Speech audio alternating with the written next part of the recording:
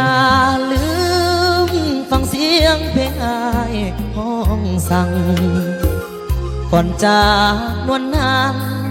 อายยังได้ให้สัญญาว่าจะหักนางหักเดียวตลอดสีว่าหากผู้ใดลืมลาฟ้านั้นช่วยลงโทษให้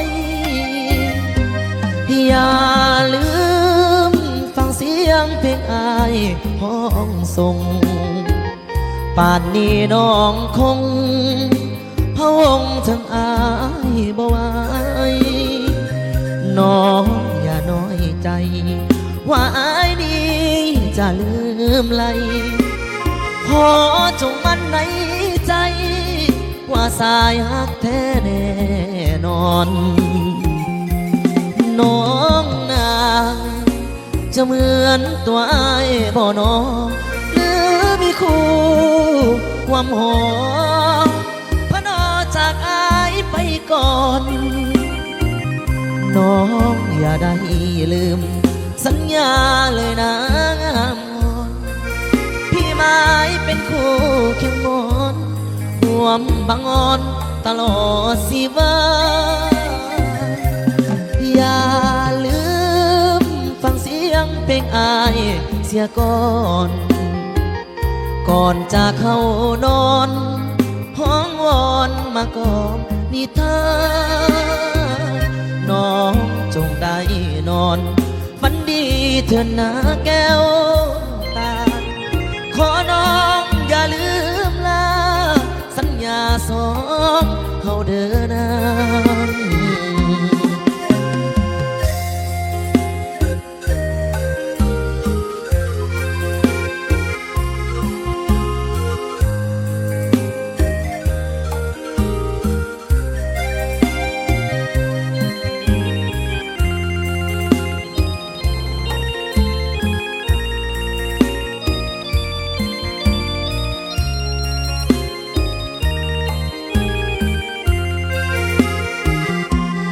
น้องนางจะเหมือนตัวไอ้บ่นอหรือมีคู่ความหอ